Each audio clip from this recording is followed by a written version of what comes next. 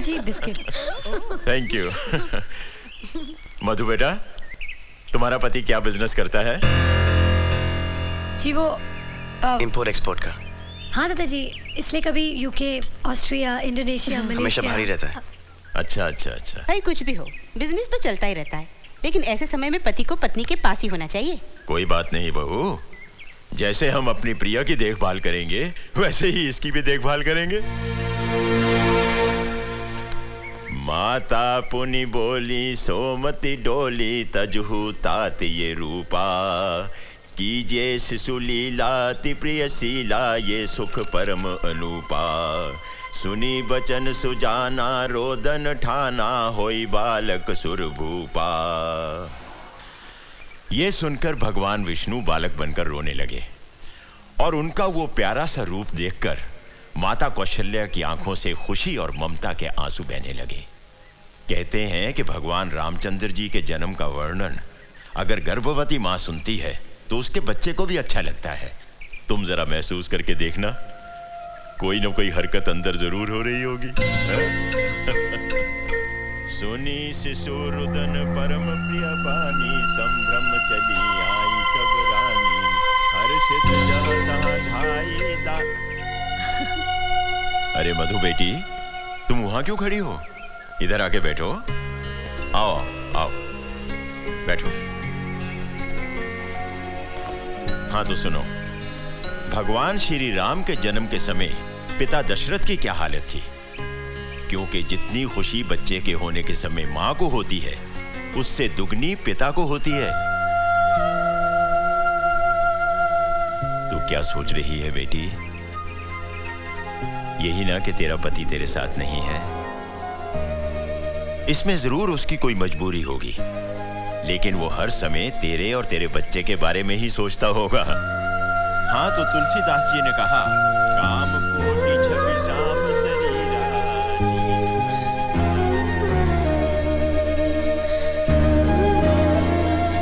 प्रिया, प्रिया बेटी। जी माँ। बेटी वो सौंठ के लड्डू है, याद है? मैं दिल्ली से लेकर आई हूँ तेरे लिए। ले खा ले, शाबाश।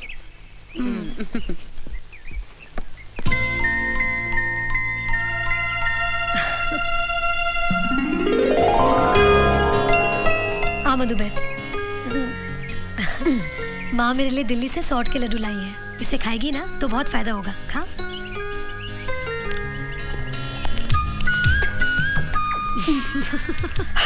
तीखा है ना? लास्ट जब मैं पे करी थी ना तो मुझे भी बहुत तीखे लगते थे, इसलिए माँ मुझे अपने सामने बिठाकर जबरदस्ती खिलाती थी। एक और खाएगी? मधु। अरे मारी, कहना नहीं मैंने लड्डू खिलाया। ओके मधु। जी माँ जी। अरे तुम यहाँ हो और मैं तुम्हें तुम्हारे कमरे में ढूंढ रही थी। मैं दादाजी के पास बैठी थी। क्या बात है, तुम रो रही हो? नहीं नहीं नहीं, मैं रोने वाली पिक्चर देख रही थी ना, इसीलिए। रो पड़ी। चल तो मेरे साथ। चल बैठ, आराम से आराम से। मधु बेटी, ये है ना, ये सौंठ के लड्डू हैं। इसे खाने से बच्चे को और माँ को दोनों को बहुत फायदा होता है। चल खा ले। नहीं नहीं माँ जी, मैं बाद में खा लूंगी। नहीं नहीं, बाद में नहीं, तुझे मेरे सामने खाना होगा वरना तू रख देगी। नहीं नहीं माँ जी, तीखा होता है ना, इसलिए मैं जानती हूँ। चल मुँह खोल। नहीं माँ जी, मैं। शाबाश शाबाश बच्ची मेरी, मुँह खोल मुँह खोल मुँह खोल मुँह खोल। शाबाश शाबाश, ठीक है ना? शाबाश। अरे मधु बेटी, तुम्हारे पैरों में तो बहुत सूजन है। जी मैंने डॉक्टर से कहा था, लेकिन उन्होंने कहा ऐसा होता है। ऐसा होता जरूर है, लेकिन ज्यादा सूजन अच्छी बात नहीं। मैं तेरे पैरों में ना 7 बूटी वाला तेल लगा देती हूँ, उससे सूजन कम हो जाती है। बंसी, वो 7 बूटी वाला तेल तो लाना। अभी ना। बस रख दो जी। ला बेटी। नहीं नहीं माँ जी, आप मेरे पाँव को हाथ लगाएं, मुझे अच्छा नहीं लगेगा। लेकिन मुझे तो अच्छा लगेगा। जिसे जुबान से बेटी कह दिया, उसे मन से बेटी मान भी लिया। तू मेरी बेटी है ना? हाँ?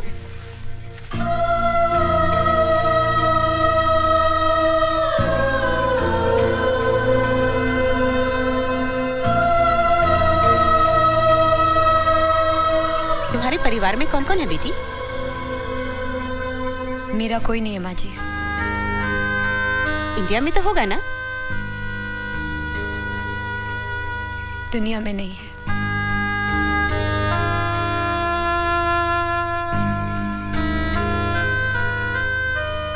आज के बाद फिर कभी मत कहना कि मेरा कोई नहीं है। अब से ये सारा परिवार तुम्हारा है।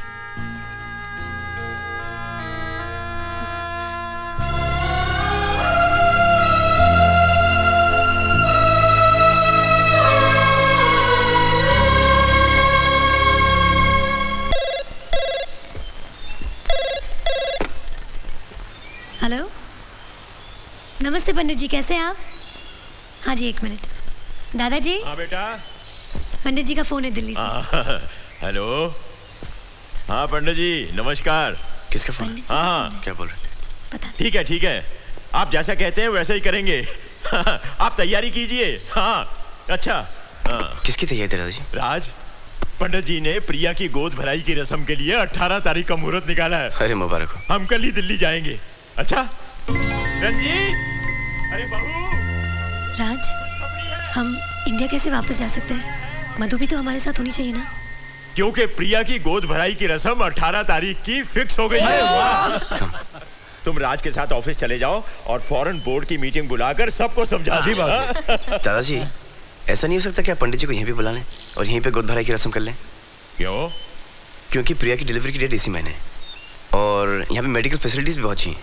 अरे फैसिलिटी क्या बात कर रहे हो? एक फोन मार के सारी फैसिलिटीज मैं दिल्ली ट्रांसफर करा दूंगा। यहाँ के फैसिलिटी मिनिस्टर का नंबर क्या है? अरे यहाँ पर मिनिस्टर की फैसिलिटी ही नहीं है। अच्छा, इससे तो अच्छा बिहार है। राज बेटा, सारी मेडिकल फैसिलिटीज दिल्ली में मिल जाएंगी। और गोद भराई की रस्म तो वहाँ की जाती है जहाँ दोस्त हों, रिश्तेदार हों। You're right, माँ। हम सब इंडिया चलते हैं। मधु, मैंने तुम्हारे हस्बैंड को प्रॉमिस किया था कि मैं तुम्हारी देखभाल करूंगा, क्योंकि तुम्हारी डिलीवरी की डेट और प्रिया की डिलीवरी की डेट एक ही दिन पे है। लेकिन हम सब इंडिया जा रहे गोद भराई की रस्म के लिए और मैं दादाजी की बात कभी टाल नहीं सकता। लेकिन तुम्हारे हॉस्पिटल की बुकिंग्स वगैरह मैं सब कर दूंगा और जब भी तुम्हें लेबर पेन हो तुम खुद चली जाना, इतना मैनेज कर लेना प्लीज। अरे तुम्हारा दिमाग खराब हो गया क्या?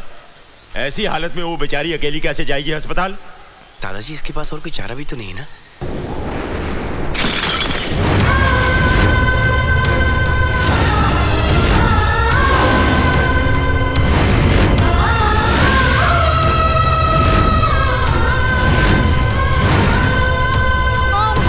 आज फंक्शन अच्छा रहा। बहुत ही अच्छा। सबसे अच्छा क्या था? बाबूजी का डांस। क्या बोलती हो? क्या तूफानी हवा चल रही है? मैं इन खिड़कियों को बंद करवा देती हूँ। देखो, रात भी बहुत हो गई बेटे, तुम जाकर सो जाओ अच्छी तरह उठकर। जीती रहो। बंसी,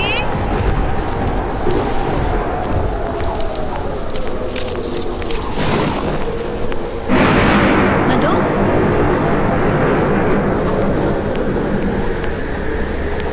मधु, मधु,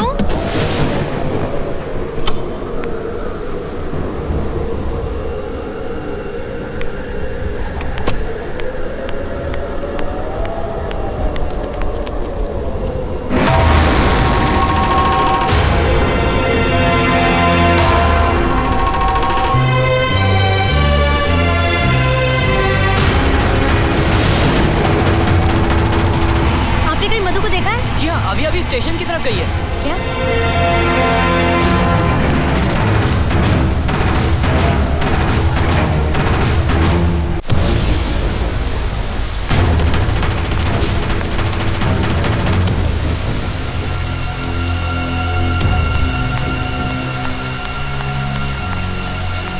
मधु, कहाँ जा रही हो तुम?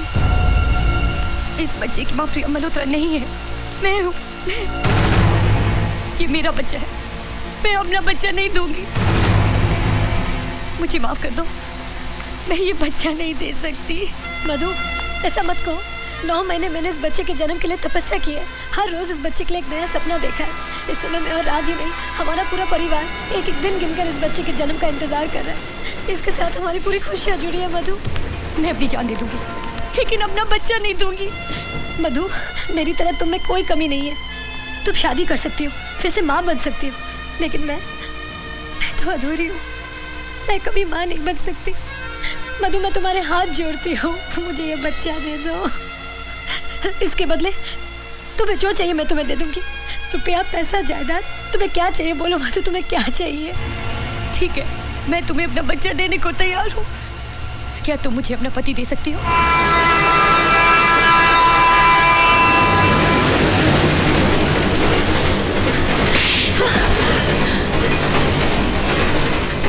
फिर तूने अपनी औकात दिखाई दी।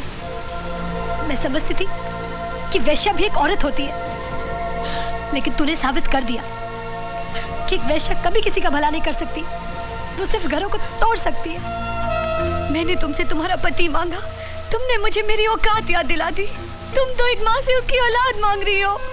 माँ चाहे वैश्या हो या किसी घर की बहू, माँ सिर्फ माँ होती है। मैं अपना बच्चा नहीं दूंगी। मैं अपना बच्चा नहीं दूंगी। मेरा बच्चा। राज, वो हमारा बच्चा देने से मना कर रही है। अरे प्रिया, पहले उसकी हालत तो देखो। मधु, मधु, मधु, मधु, मधु, डॉक्टर दादा को फोन करो जल्दी।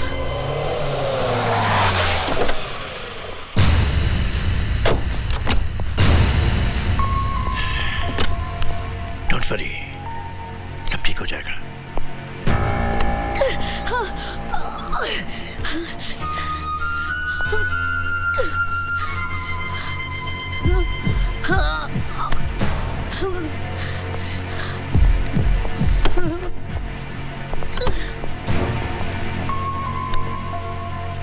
मधु की स्कैनिंग हो रही है, थोड़ी देर में पता चल जाएगा कि क्या कॉम्प्लिकेशंस है। माँ का फोन है। हाँ माँ। अरे तुम, प्रिया, मधु तीनों घर में नहीं हो? कहाँ हो तुम सब? माँ, हम लोग अस्पताल में हैं। मधु और प्रिया को लेबर पेन शुरू हो गए थे, तो मैं यहाँ पे ले आया। क्या? मैं ये खुशखबरी सबको सुनाती हूँ। हम सब हॉस्पिटल पहुँच रहे हैं। अच्छा नहीं माँ, नहीं, आप लोग आराम से आइए, ठीक है? डॉक्टर दादा मेरे साथ हैं। उफ, मैं बस आ रही हूँ। एक्सक्यूज मी, डॉक्टर ने आपको अंदर बुलाया है। कम।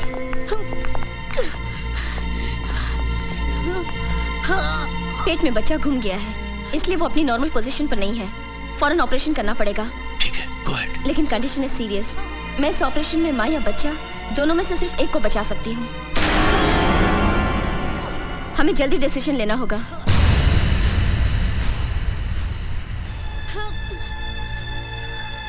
डॉक्टर, आप माँ को बचाइए, माँ को बचाइए, माँ को बचाइए, माँ को बचाइए। इन्हें ऑपरेशन थिएटर में ले जाने की तैयारी कीजिए। नर्स, मिस्टर राज के सिग्नेचर लीजिए।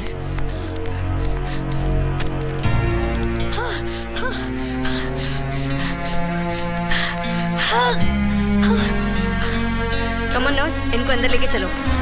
संभाल के।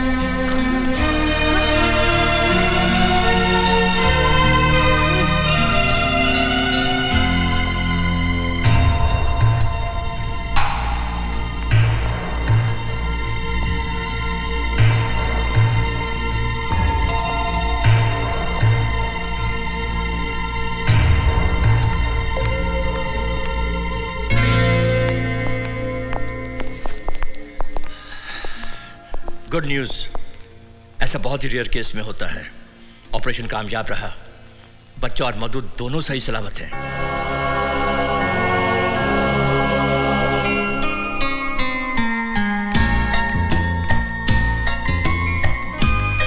मुबारक हो, लड़का हुआ है।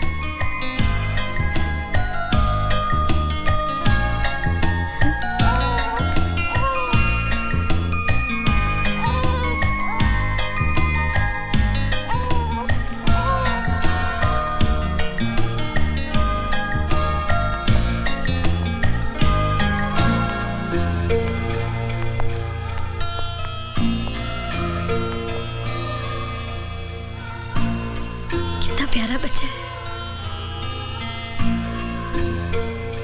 तुम माँ को बचाना चाहती थी ना, माँ भी बच गई और तुम्हारा बच्चा भी। मैं कुछ देर के लिए बहक गई थी, खुद गर्ज हो गई थी। इस बच्चे की माँ तुम ही हो, ये तुम्हारा ही है।